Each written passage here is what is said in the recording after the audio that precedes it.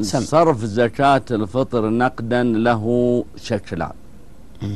الشكل الأول أن الإنسان يعطيها جمعية البر، وجمعية البر تشتريها وتوزعها طعام، هذا لا بأس به،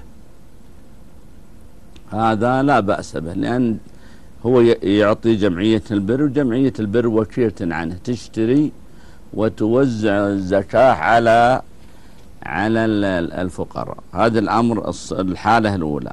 الحالة الثانية أن يعطيها للفقير مال، وهذا يا إخواني عليه لجان الفتوى في كثير من البلدان، العالم الإسلامي يعني الذي حولنا وفي أي محل، العالم الإسلامي عندهم الفتوى على أنها تجوز زكاة الفطر نقود.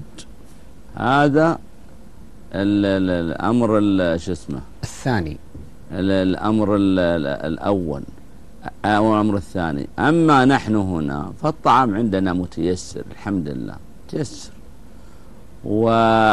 وإمكان الفقير يأخذها أيضا وارد.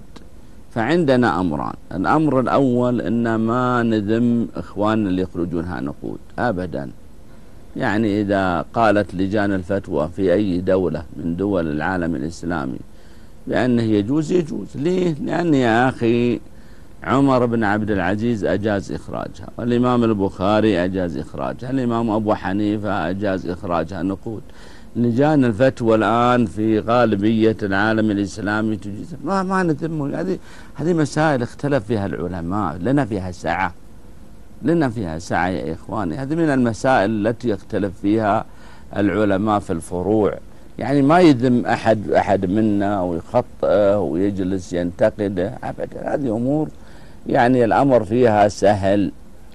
الأمر الثاني، نحن هنا الحمد لله الأمور ميسرة لنا، ونخرجها طعام من أطيب الطعام وتؤخذ وتؤكل، ولذلك خروجا من الخلاف فإن الإخراج هنا طعام أفضل. نعم. اتصال